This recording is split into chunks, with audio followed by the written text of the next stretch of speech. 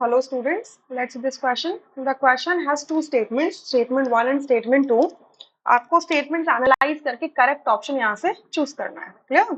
तो statement 1 में कह रहे हैं if HI gas is 30% dissociated at 2 atm, its degree of dissociation at 5 atm would be 0.3. देखो, and second statement में कह रहे हैं degree of dissociation of HI would be independent of pressure. ये दो statements दे रखी हैं. सो अब यहाँ से हमें कुछ चीजें समझनी है, वो क्या है कि आपका एच आई, आपकी जो एच आई गैस है ये डिसोसिएट करेगी तो कन्वर्ट होगी I2 में एंड H2 में, ये सारे के गैस हैं तो आपका बैलेंस करेंगे तो यहाँ से 2HI is giving you I2 plus H2, clear? अब अगर मैंने टाइम क्या ले लिया, जीरो ले लिया, इनिशियली टाइम ले लिया, तो HI के कितने मोल्स प्रेजेंट है, 2 मोल्स प्रेजेंट है, और आयोडीन के कितने होंगे, जीरो, और H2 के कितने होंगे, जीरो, क्योंकि इनिशियल कंडीशन है। बट एक टाइम आया जिसे हम टाइम इक्विलिब्रियम कहते हैं, उस टाइम पर आपका क्या हुआ, एच आई डिसोसिएट करेगा। Let's say the dissociation constant for the H I is alpha. Alpha is the degree of dissociation, हम कह रहे हैं डिग्री ऑफ डिसोसिएशन इसके लिए कितना है, एल्फा है, क्लियर? सो अगर इसके दो मोल्स हैं तो दो मोल्स के लिए डिग्री ऑफ, दो मोल्स के अकॉर्डिंग कितना डिग्री ऑफ डिसोसिएशन हो गया, 2 अल्फा हो जाएगा। तो बचेंगे कितने number of moles, 2 minus 2 alpha, ठीक है? सो जितने से डिग्री ऑफ डिसोसिएशन आपका एच आई का हुआ है उतने से ही आपका क्या होगा, I2 और H2 बनेगा। अब इनके नंबर ऑफ मोल्स क्या है, 1 1 है, तो यहाँ से क्या हो जाएगा, alpha and alpha. So at equilibrium पर N total number of moles कितने हो जाएंगे इसके, 2 माइनस 2 अल्फा प्लस एल्फा। तो इसको सॉल्व करके क्या आ जाएगा, 2, मतलब इक्विलिब्रियम पे टोटल नंबर ऑफ मोल्स कितने होंगे, 2 मोल्स होंगे। सो अगर मैं partial pressure of H I निकालना चाहूँ तो partial pressure of H I क्या हो जाएगा, मोल फ्रैक्शन ऑफ, मैं यहाँ पे फॉर्मूला लिख देती हूँ, that partial pressure of a substituent I is equals to क्या होता है, mole fraction of I multiplied by total pressure, P total, यही होता है। तो इससे मैं लर्निंग में फॉर्मूला एक बार लिख चुकी हूँ तो बार बार फॉर्मूला नहीं लिखती, यहाँ पर मैं डायरेक्टली वैल्यू पुट कर देती हूँ दैट मोल फ्रैक्शन, और मोल फ्रैक्शन क्या होता है, number of moles of I divided by N total, ठीक है, ये हो जाएगा। So number of moles of I, हम क्योंकि इक्विलिब्रियम पे देख रहे हैं तो एच आई के कितने नंबर ऑफ मोल्स है, 2 minus 2 alpha.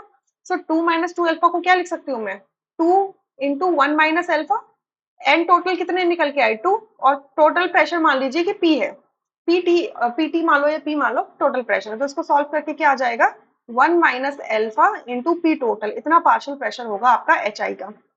Similarly partial pressure of I2 अगर देखोगे तो वो पार्शियल प्रेशर ऑफ H2 के इक्वल होगा, क्योंकि दोनों के नंबर ऑफ मोल्स इक्वल हैं, दोनों के नंबर ऑफ मोल्स इक्वल है, तो इसका मतलब तो इनके नंबर ऑफ मोल फ्रैक्शन क्या हो जाएगा, number of moles at equilibrium that is alpha, total number of moles that is 2, and total pressure is Pt, यानी कि आपका अल्फा Pt अपॉन 2 हो जाएगा। तो यहाँ से अगर मैं Kp निकालूं, इक्विलिब्रियम कांस्टेंट निकालूं, तो क्या हो जाता है, partial pressure of I2 multiply partial pressure of H2 divided by partial pressure of HI का होल स्क्वायर, ठीक है, ये होता है। पार्शियल प्रेशर ऑफ HI को होल स्क्वायर में कर देंगे। So partial pressure of HI और पार्शियल प्रेशर ऑफ H2 दोनों इक्वल है, तो दोनों इक्वल है तो मल्टीप्लाई करोगे, alpha P total upon 2 multiply alpha P total upon 2, ठीक है, फिर डिवाइड करोगे किसे, पार्शियल प्रेशर ऑफ हाइड्रोजन से, that is 1 minus alpha into P total, और इसका क्या हो जाएगा, स्क्वायर हो जाएगा, या? तो यहाँ से इसको सॉल्व कर लो, यहाँ से सॉल्व करोगे तो क्या आ रहा है, मैं यहाँ पर लिख रही हूँ सॉल्व करके, यहाँ से नहीं, थोड़ा सा ऊपर लिख रही हूँ सॉल्व करके, तो ये क्या हो जाएगा हमारा, alpha square P total square upon 2 का स्क्वायर, ठीक है, राइट, 2 का स्क्वायर,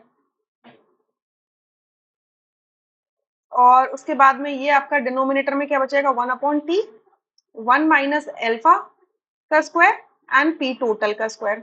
सो पी टोटल स्क्वायर से पी टोटल स्क्वायर कैंसिल हो गया, ठीक है, तो यहाँ क्या बच जाता है, alpha square upon 4 into 1 minus alpha square, ये बच जाता है। ये क्या है, आपकी केपी की वैल्यू यहाँ से पूरी निकल के आई है, ये आपकी क्या है, केपी की वैल्यू निकल के आई है, ठीक है, ये केपी की। अब अगर आप केपी का फॉर्मूला देखो तो इसके अंदर सिर्फ अल्फा दिया हुआ है, अल्फा क्या है, डिग्री ऑफ डिसोसिएशन है, प्रेशर का इसमें कोई टर्म ही नहीं है, इनिशियल प्रेशर का कोई टर्म ही नहीं है। यानी कि अगर आप स्टेटमेंट 1 देखो जिसमें ये लिखा है कि अगर आपने 2 एटीएम का प्रेशर लिया है तब तो डिग्री ऑफ डिसोसिएशन 30%, 30% का मतलब क्या हुआ, 0.3 है। कह रहे हैं जब डिग्री ऑफ डिसोसिएशन अगर आप देखोगे 5 एटीएम पे तब भी 0.3 है। सो ये स्टेटमेंट ट्रू हो जाती है। क्यों? क्योंकि आप केपी का फॉर्मूला देखोगे तो केपी के फॉर्मूला के अंदर, या आप अल्फा का फॉर्मूला भी देख लो, अगर मैं यहाँ से अल्फा निकालूं तो आप इसको कैसे करोगे, ये आपका पूरा स्क्वायर था ना इस तरीके से, तो आप इसको क्या कर दोगे, मैं इसको ना नेक्स्ट पेज में एक बार लिख के दिखा देती हूँ आपको, जिससे कि ना आप अंडरस्टैंड कर सको कि कैसे करना है। हाँ, इधर से तो हमारा केपी क्या निकला था, केपी निकला था alpha square upon 2 square into 1 - alpha square, ये निकला है, जिसको मैं क्या लिख सकती हूँ, अल्फा अपॉन 2 1 - अल्फा का होल स्क्वायर, ये लिख सकती हूँ ऐसे। और क्या लिख सकती हूँ, under root of K P is equals to alpha upon 2 1 - alpha. और मैं इसे क्या लिख सकती हूँ, 2 times of under root of K P is equals to alpha upon 1 - alpha. ठीक है, इसको मैं रेसिप्रोकेट कर दूंगी तो 1/2 under root K P is equals to क्या हो जाएगा, 1 - अल्फा अपॉन अल्फा, जिसका मैं एलसीएम अगर ब्रेक कर दूं तो लिख सकती हूँ 1/अल्फा - 1। ठीक है, और क्या लिख सकती हूँ, 1/2 under root K P plus 1 is equals to alpha. ठीक है, तो यहाँ से अगर मैं इसको सॉल्व कर लूँ तो यह आ जाएगा 1 plus 2 under root K P upon 2 under root K P is equals to क्या होगा, 1/अल्फा। सो देयरफॉर अल्फा क्या आ जाएगा, अल्फा की वैल्यू क्या आ जाएगी, 2 under root K P upon 1 + 2 under root K P, ये आ जाएगा आपका डिग्री ऑफ डिसोसिएशन का फॉर्मूला। आपका क्या निकल के आएगा, यहाँ से ये निकल के आ रहा है।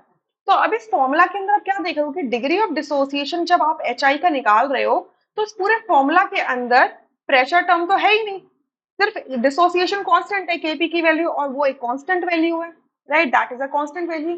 सो यानी कि अगर आप प्रेशर चेंज कर दो 2 से 5 एटीएम कर दो, आपका डिग्री ऑफ डिसोसिएशन 0.3 ही रहेगा। 30% लिख दो या 0.3 लिख दो, बात तो बराबर है। तो पहला स्टेटमेंट ट्रू है। सेकंड में कह रहे हैं degree of dissociation of H I would be independent of pressure, true statement. अभी जस्ट हमने डराइव करके निकाला है कि alpha that is degree of dissociation is independent of pressure, क्योंकि प्रेशर टर्म तो है ही नहीं फॉर्मूला के अंदर। सो दोनों स्टेटमेंट्स ट्रू है, इस वजह से फर्स्ट ऑप्शन यहाँ से करेक्ट होता है, जिसमें लिखा है both statement 1 and 2 are correct and rest options would be incorrect. I hope you understood this question really very well. Thank you.